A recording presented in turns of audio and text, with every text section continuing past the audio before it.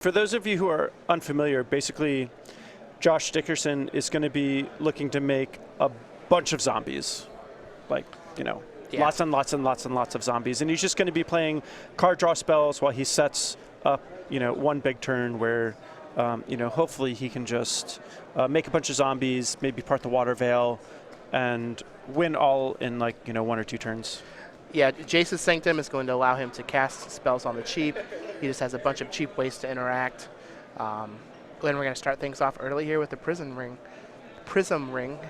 And I like how this deck is called Mono Blue Prison, because it has to feel like you're being punished when you're playing against it. Oh, yeah. Especially when you're losing. Both players are 4-0, though. Andrew's going to take his second turn. He's just going to play a copy of Jace, Vryn's Prodigy. And this Mono Blue Prison deck, it really is like a Storm deck. Except for instead of building a Storm count on 1 turn, you're kind of building a Storm count over multiple turns. Because when you cast Rise from the Tides, all it cares about is the instants and sorceries in your graveyard. All right, so we're going to see a card here from Joshua Dickerson. I believe that this is Poor or Nagging Thoughts. So he's going to look at the top 2 cards of his deck, put 1 in his hand, 1 in his graveyard. Going to gain a life off of the Prism Ring, pass the turn back to Andrew. He needs to start attacking here fairly quickly. And sometimes we may see Joshua, he also has 4 Part the Water Veils, so you can potentially just get a couple of those, awaken, and chain them together. Well, actually, I totally glazed over this when we looked at the deck list initially, but Andrew has 4 copies of Fevered Visions in his deck, which is going to be very, very good here against Joshua Dickerson. Well, if it doesn't kill them, though, it's going to help Josh, you know, combo off or whatever, so it'll be interesting to see that happens. Fevered Vision is a card that I've had a rather interesting experience with. I remember playing against a like a Grixis deck, and they just played it on turn 3 while I was playing like a Black-Green Seasons Past deck. And I just drew a bunch of cards, started casting like Pulse of Marasas, got to like 10 lands, casting like 3 spells a turn, and my opponent just conceded. Well, Josh is just going to play another Prism Ring, assume he's choosing blue. He's going to draw a card on his end step, take some damage, pass the turn back to Andrew. Let's see what kind of action Andrew has here. Looks like Andrew didn't use that Jace on Joshua's end step, but we can't really see his graveyard.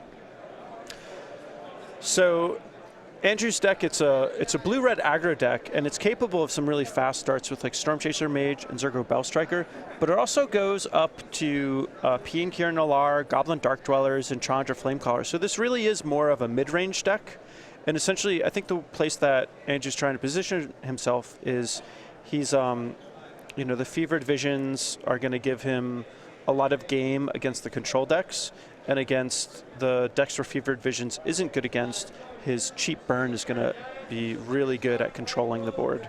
So Andrew's just going to loot with Jace and discard a Fiery Temper, get in some damage. He's going to go to his end step, trigger Fevered Visions to draw a card. Joshua Dickerson is going to use an Anticipate in response, pick one of those cards up, and then take his turn. And having 2 of these Prism Rings is actually a pretty big deal because, wow, 3 Prism Rings. So this Fevered Visions might actually be to Josh's advantage in this game state because he's just going to be gaining 3 life of every blue card that he casts, and an extra card a turn is just more fuel. Yeah, so he's just going to play that 3rd Prism Ring, pass the turn back to Andrew Hill, who has to probably be thinking, what the heck is going on? Yeah. He does have copies of Exquisite Firecraft to go along with those Dark Dwellers. Yeah. So he does have the potential to do a lot of damage. And here's another Fevered Visions. Now, how good are these Fevered Visions going to be? We're going to find out. I mean, Josh is going to get to the point pretty soon where he's going to be able to cast like 2 spells in a turn. I believe that's Hydro Lash. Yep. So obviously doing it just to draw a card, but Yep, it draws a card and gains him 3 life. Yeah. I mean, I'd pay 3 mana for that. Yeah. Well, in this mashup, sure. All right, so Andrew's just going to draw cards from his Visions, pass the turn to Joshua. He's just filling his graveyard for a large Rise from the Tides. 5 mana. This is probably going to be a Pour Over the Pages. So this is going to be... so this is probably going to be 2 spells in this turn, gain 6 life. No big deal. Yeah, so Pour is going to allow him to draw 3 cards. and then discard a card, and he's going to untap 2 lands. So it's 3 life. He's going to discard. And I believe that has Madness that he can pay? Yeah, so he's going to discard Nagging Thoughts. Wow. It has Madness, again, that's going to allow him to look at the top 2, So 1 you're in seeing hand, 1 in graveyard. all the synergies from Josh here. Very impressive. And he's at 25. He's not dying. He's gained 6 life off of these visions. He's going to draw 2 more cards on his end step and then have to discard some cards. Yeah, I mean, Andrew's probably looking at this like, do I board the Fevered Visions out? Well, he is going to take 4 damage, 2 from each visions. Yeah, but he gained 6 life this turn, and Andrew has no other pressure. He doesn't care. Maybe he's just going to... Oh, and he has Days Undoing, so he's not going to get milled. Right. He won't get decked because he can just Days Undoing to restart. Mm-hmm.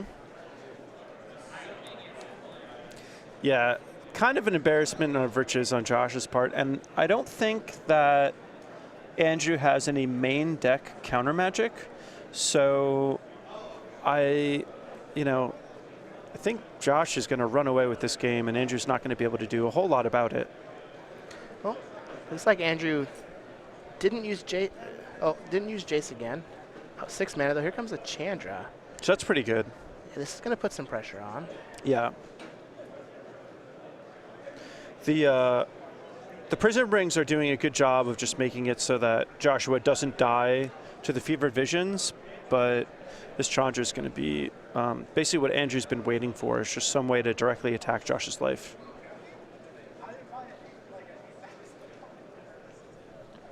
So it looks like Andrew is just going to plus Chandra, get a couple elementals, attack with them. And one of Josh's main forms of defense is Engulf the Shore. Engulf the Shore, and Engulf the Shore isn't particularly good against Chandra tokens. Yeah, they're going to die anyway. Yeah. All right, so Joshua's going to take his 6th turn. Josh is still probably feeling pretty good, though. I mean, having a full grip late in the game with a bunch of land drops when you're essentially a Storm deck, it's got to be, like, picture perfect. Yeah. How he navigates this, though, is going to be pretty important. He needs to find a position where he can actually close the game out. Yeah. Here's another pour over the pages. So he's going to gain 3, draw 3, untap 2 lands, discard a card. Yeah, and if you can discard another card with Madness, like he did before, he's just going to be even farther ahead on cards. Looks like Andrew had 8 cards and needed to discard.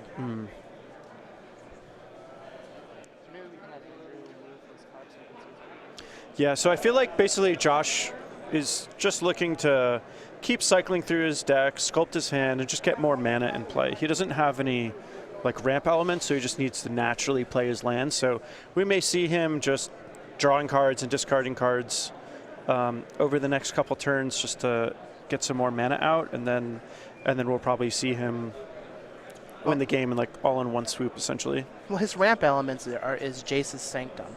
So that reduces the cost of all of his instants and sorceries by 1, and then lets him scry when he plays them. So ideally, if he can get to a point where he can cast Rise from the Tides and Part the Water Veil in the same turn, he can just untap and win the next turn with 30 zombie tokens or whatever. That is the dream. And I don't think Josh would be worried about something like Kozilek's Return in Game 1. He may pay a small amount of respect to it in Game 2, but if he sees small creatures from Andrew's side of the table, which he hasn't really seen yet other than Jace, I think that some sort of red sweeper is going to be like on his radar. So we're still waiting for Joshua to resolve this pour over the pages. This is where like I'm flicking my cards around and I'm just kind of muttering to myself, man, all my cards are so good. Which one do I discard? And just really rub it into my opponent and discourage him. So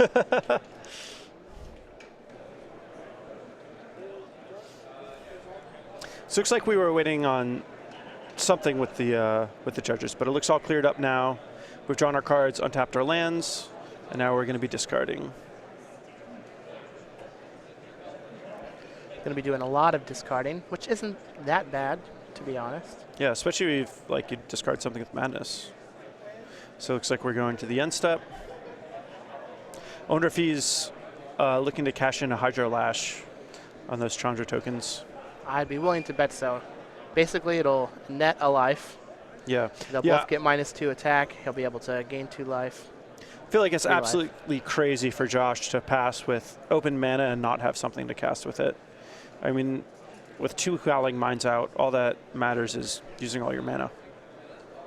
So looks like he's going to discard a Pour Over the Pages, an Island. He's discarding 3 cards for this turn? Jeez. Yeah.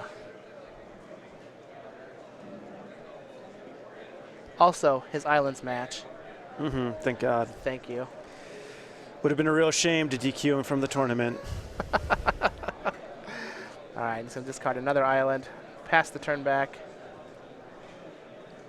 He's going to take 4 damage, though, and go down to 14. Doesn't even care. I'll cast a spell, gain 3 life. Cast another spell, gain 6 for the turn. Well, there's another Chandra. And it looks like we have a Storm Chaser Mage.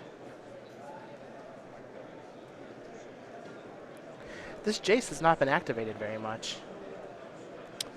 Yeah, kind of interesting. I wonder if Andrew is saving it for some reason or if he's just kind of, you know, forgotten about it. I know that sometimes for myself, when I'm playing up against a deck that I'm unfamiliar with, I will just not be familiar with the situation, and I'm more likely to make mistakes because of it. Well, he did use the Jace to get the madness on his Fiery Temper, but here he's got 2 Storm Chaser Mage and a 3rd Fevered Visions. Looks like we're going to get a Hydro Lash here. Is going to make this attack do 0 damage, but he's going to gain 3 life. He's going to give all those attacking creatures -2, -0 till end of turn, and he's going to draw a card. So Andrew might be able to have a sizable attack next turn, though, with some prowess triggers, if he's got some, you know, burn spells that he can fire off. He also has another Chandra in his hand, so he could put, if Joshua Dickerson is tapped out, Andrew might be able to just like plus Chandra, play a new Chandra, plus that Chandra. Yeah. We haven't seen a single Engulf the Shores yet, and Joshua's drawn just a boatload of cards. So it looked like he discarded one early in the game. Oh, he did discard one earlier? Okay, so I have to imagine, though, that he's got to have one waiting in the wings. I mean, at some point he knows his opponent has to kill him somehow with creatures, so. Yeah. Let's see what Joshua's going to do now. If Andrew had been more aggressive with his Jace and been activating it every turn, though, he might be able to, like, threaten the ultimate on it at some point, because this game isn't, you know, really coming to a close particularly fast. This is the one source of you know, extra mana efficiency that Josh has access to. That Jace's Sanctum. Yeah. All your instant sorceries 1 less whenever you cast some Scry. Yep. Pretty good. In a deck that's mono spells. It looks like he doesn't have a land to play this turn, though. He discarded 3 lands last turn. Yeah, that's a little surprising. But with 3 mana available, he can play and Engulf the Shores if he wants.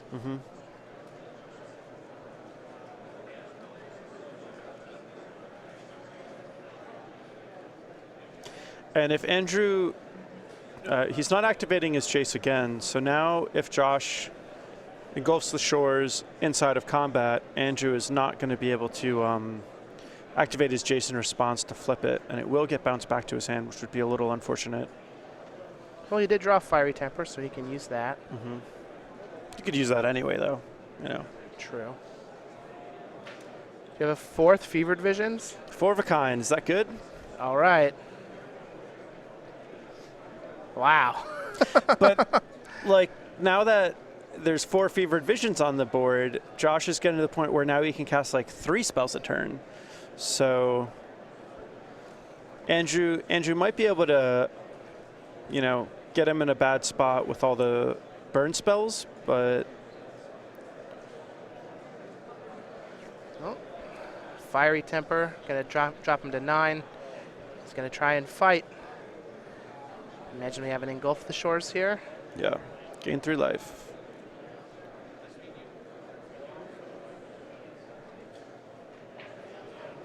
He's gonna scry, leave it there. Scry to the top even. So when Part of Water Veil is cast with Awaken, it makes a 6/6? Yes. Yeah. So not Not quite big enough to kill Chandra, but that certainly would have been one of Josh's better ways to deal with it. Well, if he can like part the water veil and then play a land, and then next turn, and then another part the water veil. Next turn he'll have enough mana to go land, rise from the tides, part the water veil, Yeah. and I think that would just be lethal. Yeah.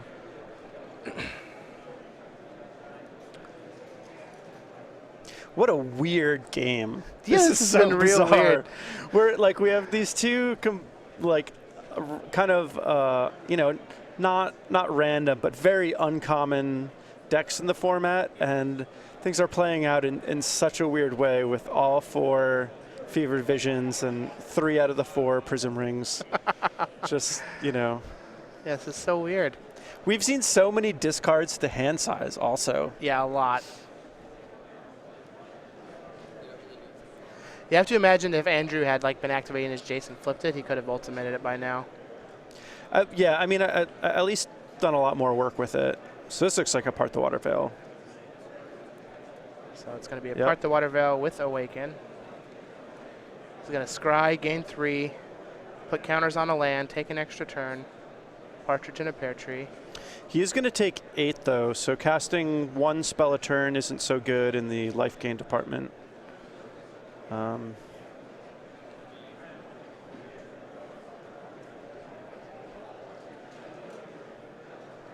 Man, draw 4 cards. Drawing 4 cards feels so nice. Oh man. I know that in Modern, Reed has been playing like a Time Walk deck that plays Dictative Crufex, and it's like, you know, similar sort of thing. Just draw a bunch of cards, take a bunch of turns. Man, I have to imagine that if this blue deck could actually play Fevered Visions, it probably would. Yeah, I mean, they're kind of good. All right, well, he's just got a discard to hand size here. He goes down to 7. So many Jermokas commands running around. I think Fevered Visions is quite a good card, and it could have a bigger place in this standard, but there's so many Jermokas commands running around that having, you know, 1 enchantment in your deck that needs to sit on the board for a while to generate value is, it's tough to play it. I do like those. It's just like this weird class of cards that are like symmetrical, but you get the benefit first, so it's not truly symmetrical. Yeah. All right, do we have another one?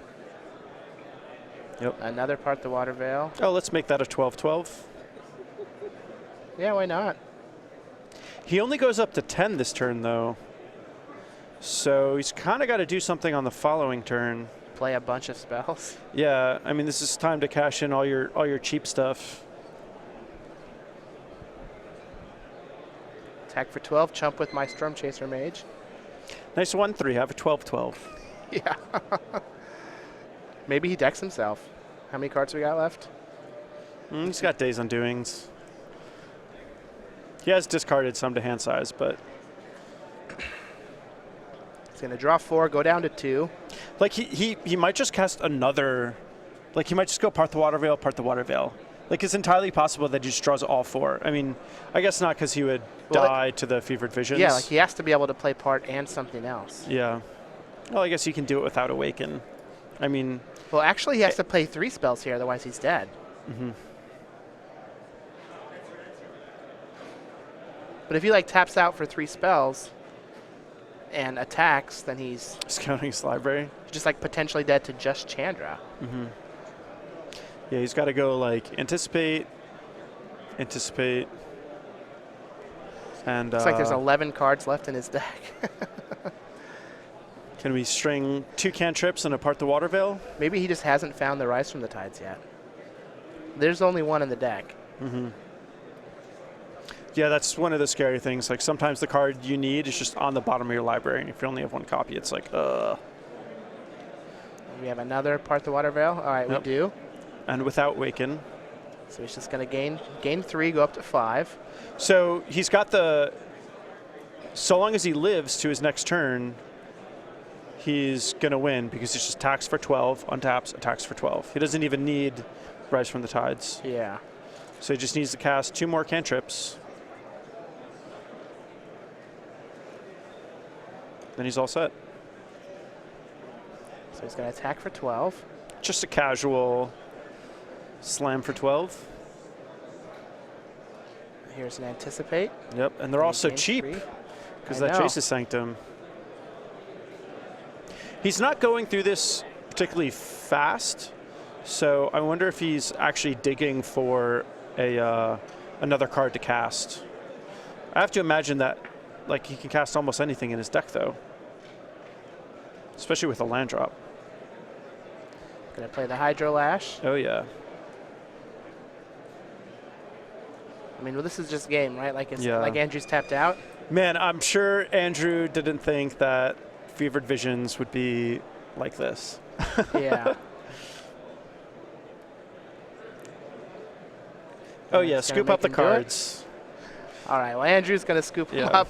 That was one of the most bizarre games of Magic I've seen in a long time. Weirdest game of the weekend award can now be given out. Well, let's take a look at the player sideboards to see if we can figure out, now that they both know what's going on, what they're going to do. Andrew has 2 Dispel, 3 Fiery Impulse, 3 Abbot of Carol Keep, 2 Coastal X Return, 2 Spell Shrivel, 2 Scab Clan Berserker, and a Sphinx of the Final Word. What do you think he's going to bring in? So I think the Dispels are going to be good. I like Spell Shrivel. I like Scab Clan Berserker. That is quite nice. That's the one that makes it so that whenever they cast an instant sorcery, they take 2. Yep. Yeah, quite good. And then Sphinx of the Final Word, it's a little slow, but if you play it, it's not like Josh is going to, do a whole lot other than bounce it. So maybe he brings it in, but it seems like a little slow for the matchup. Now on Josh's side, we have 4 Thing in the Ice, 4 Jace Rinse Prodigy, 4 Negate, 2 Invasive Surgery, and 1 copy of Days Undoing. What do you think happens here? So Josh could go about this in a couple different ways. He saw a lot of, or he saw some burn. You can probably assume that not all of the burn is going to come out. So bringing in Jace seems a little dicey. Thing in the Ice is a little more plausible, but it didn't look like Andrew had a lot of creatures.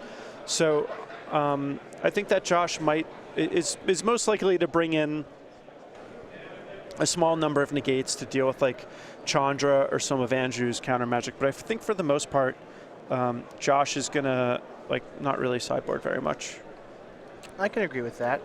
Now, like I had talked about, Josh Dickerson is a Standard Open champion. He won the Invitational Weekend featuring the Standard Open in Columbus earlier this year.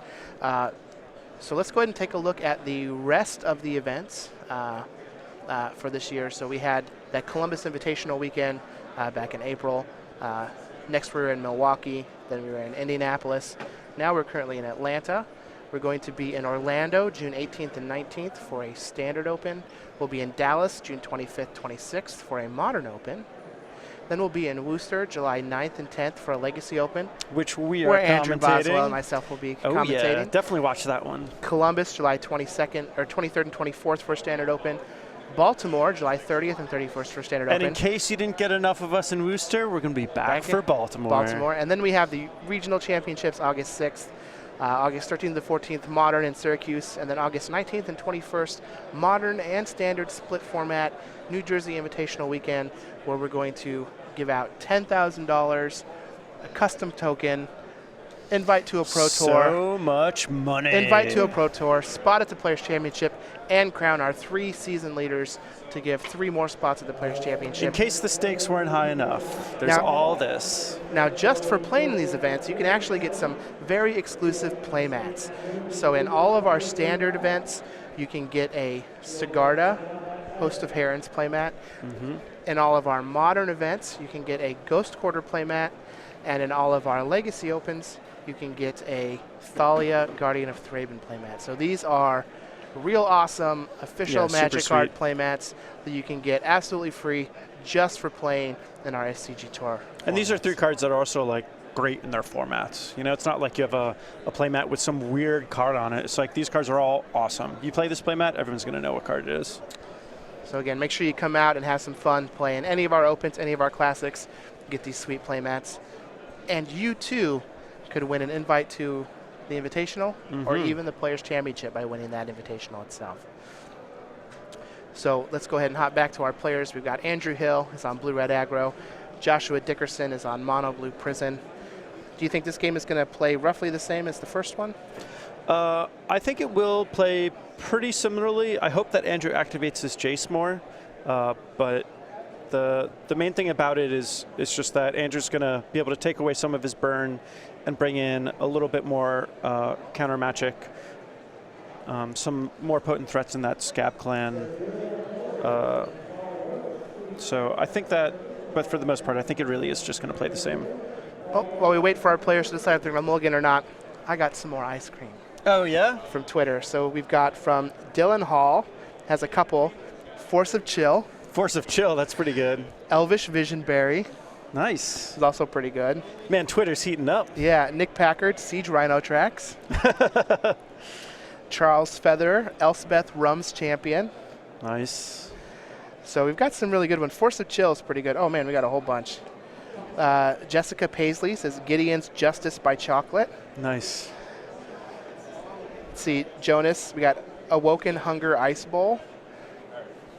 Oh, Things in the Ice and then Awoken Hunger Ice Bowl. One side with crumbles, one side bigger, one other bigger and pure. Things in the Ice sounds like it'd have a lot of candy in it. I like those ice cream flavors. Yeah. Ice Cream of Feast and Famine. Avacyn's Fudge Mint. That's pretty good. Yeah, that is good. I like the ones where they like rhyme with like what the card originally is. Yeah. Like Avacyn's Fudge Mint. All right, so for game 2 here, for those who are just now joining us, Andrew Hall is on Blue-Red Aggro, Red-Blue Aggro, Joshua Dickerson is on Mono-Blue Prison. Andrew's going to start this off early with a Storm Chaser Mage, but Joshua has that Prism Ring, so he's going to be gaining life throughout the rest of this game. Yeah, the Prism Ring was definitely the marquee card for Josh last time, but Andrew in the previous game had an early Jace and didn't really have anything to deal damage for a while. This Storm Chaser Mage hitting the board means that Andrew's already off to like a much better start than the last game. Andrew's just going to play a Nagging Thoughts on turn 2, pick up a card, gain a life, pass it back to Andrew. Here's where he can really pour on the damage. He needs to do so before Joshua starts pouring through those pages. Ooh, that was a pretty good line there. I thought it up all by myself. Yeah, did you have that like, waiting? Did you like wind that up? Maybe. So I think one of the things that I'm going to be looking for is the Fevered Visions to Prism Ring ratio. If they're close to equal, I think it's going to favor Josh. But if there's more Fevered Visions than Prism Rings, then I think Andrew's going to be able to push through a lot of damage. I agree. I'm also kind of curious to see if Josh brought in any of those creatures that we saw on the sideboard. I don't think he's going to, but kind of curious. Well, Andrew's just going to use Magmatic Insight, get in for a couple points of damage. Josh is just going to play a land and pass back. Andrew's just going to get in for only one with that Storm Chaser Mage and then pass the turn. He doesn't have a whole lot going on. No, but he doesn't have a whole lot of damage coming at him, and this is basically one of the things that Josh is trying to capitalize on. Similar to the blue-red Eldrazi deck that we watched before that was kind of capitalizing on a slower, like mid-range control-based format, Joshua is trying to do it in another way. Instead of going really big with Ugin, he's going really big with Part the Water Veil. You mean Ulamog? Ulamog, yeah, dude, I always do that. It's like insane. Oh, there's a Thing in the Ice. So that is one of the creatures. Interesting. Going to come into play with 4 counters on it. Whenever Joshua plays an instant or sorcery, he can remove one of those counters. And once he removes the last one, it turns into a 7/8 Awoken Horror that bounces all non-horror creatures. So unfortunately, it's not going to do a whole lot in terms of blocking, but we'll see if how well it does in this game, because Josh certainly has a lot of spells, a lot of cantrips, and I'm sure he can flip it rather quickly. Andrew's just going to play another land, turn on that Wandering Fumarole, crash in the red zone, switch his power and toughness, get in for 5 points of damage. It's going to bring Joshua down to 14, but he could just play a flurry of cards here and potentially turn on that Awoken Horror. Well, he's just going to play a Jace's Sanctum, gain a life back up to 15. It's looking like he's in a pretty good spot if he gets to untap here over the next couple of turns. Yeah, I have to imagine that so long as he has the spells to cast, we really are going to see a flurry next turn, because they're all going to be, one cheaper. So access to a lot of potential mana. Well, here we have another Nagging Thoughts. It only costs 1 mana now because of that Jace's Sanctum. He's going to get to scry 1, remove a counter from the Thing in the Ice, gain a life from the Prism Ring, and then resolve the spell. That's Yeah. the least exciting part of all of this. Yeah, there's a lot going on Josh's side of the board right now. So he's going to scry to the bottom. He gets to look at the top two. In the modern Storm deck, it plays Goblin Electromancer, which is pretty similar to Jesus Sanctum. But it is pretty sweet that Jesus Sanctum is an enchantment and isn't vulnerable to the same types of removal spells that Goblin Electromancer is. So Josh is going to pick up a card off of his Nagging Thoughts, pass the turn back to Andrew. Andrew needs to do a lot of damage very fast before things get out of hand here. Andrew's really looking to play a more interactive game. His deck has like kind of a lot of removal in it, and the fact that this is not a matchup where removal matters, I feel like is really making Andrew feel unprepared for this specific matchup, and it's kind of showing in his draw. He's just going to fire up his Wandering Femoral again. Going to crash in for another 5 once he switches that power and toughness. Going to bring Joshua down to 11.